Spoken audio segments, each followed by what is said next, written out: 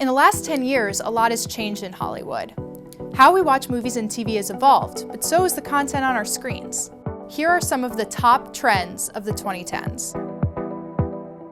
It all began with the first Avengers movie in 2012. Iron Man, Thor, and Captain America weren't just individual superheroes, they were part of a super team.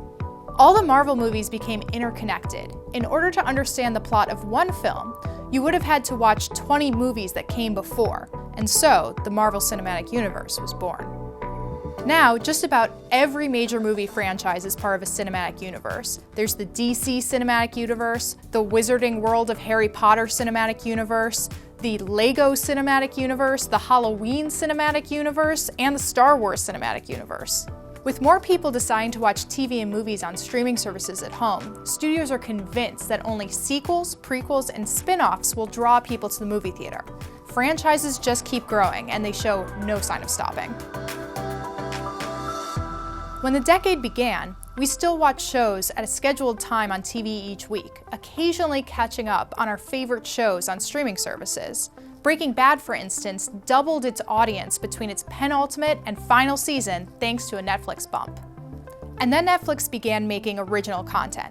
Buzzy shows like House of Cards and Orange is the New Black pulled viewers away from traditional network television. And while other streaming services have rushed to catch up with Netflix, with shows like The Handmaid's Tale, Marvelous Mrs. Maisel, and The Morning Show, Netflix still dominates with hundreds of new TV shows every year. Everyone from studios to tech giants are getting in on the streaming game, and the fate of movie theaters hangs in the balance.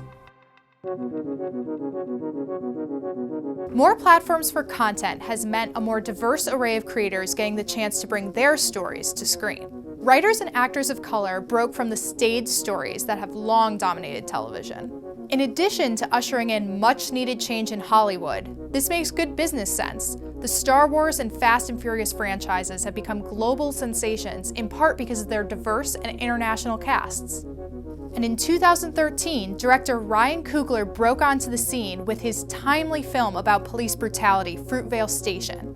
5 years later, he and star Michael B. Jordan re-teamed for Black Panther, a superhero movie that reckoned with issues like racism and colonialism. It became the highest-grossing solo superhero movie ever made.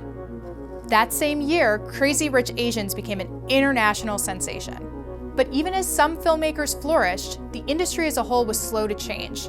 Creators of color spoke out against whitewashing of non-white characters. Meanwhile, queer actors and creators have fought for representation too. Progress has sometimes been slow, with activists clashing with the industry over issues like casting cis actors to play trans characters. But at the same time, shows like Queer Eye and RuPaul's Drag Race have made LGBTQ+ culture visible and mainstream. And queer stories have broken barriers at the Emmys and the Oscars. Moonlight, Best Picture. Even as progress was made in the 2010s, Hollywood spent a lot of time reminiscing about the past. We got to see some of our favorite characters and our country's history-making moments all over again. Some of the best movies bottled that feeling of nostalgia into tales about growing up. TV capitalized on our nostalgia by bringing back every show they could, from Gilmore Girls to Roseanne to Full House. And even celebrities made major comebacks thanks to nostalgia for their older work, from the Keanu-sance to the J-Lo-sance to the McConaughey-sance. To that I say, all right, all right, all right.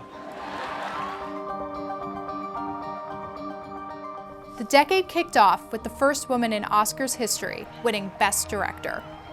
On screen, women in the movies evolved from sidekicks who played second fiddle to the male characters to full-fledged heroes in their own right. The Hunger Games series proved that female action movies were bankable.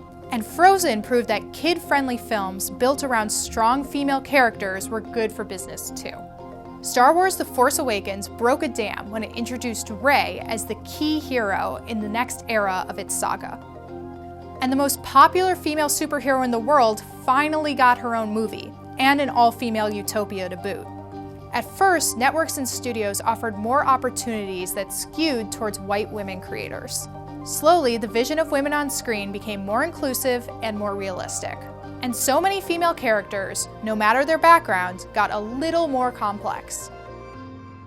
And while at the beginning of the decade, a single female star in a cast of men was the norm, screenwriters are telling more interesting stories about groups of women on screen and exploring female relationships. Off-screen, women in Hollywood have fought against sexual harassment and sexual assault, and there are still plenty of challenges ahead. But women are taking matters into their own hands. Creators like Shonda Rhimes and Reese Witherspoon are building empires to promote female voices. What we see on the screen can have a major impact on the real world. Stories can inspire political action, or help kids envision themselves as heroes rather than sidekicks or love interests. It can help us reckon with our past, or imagine a brighter future.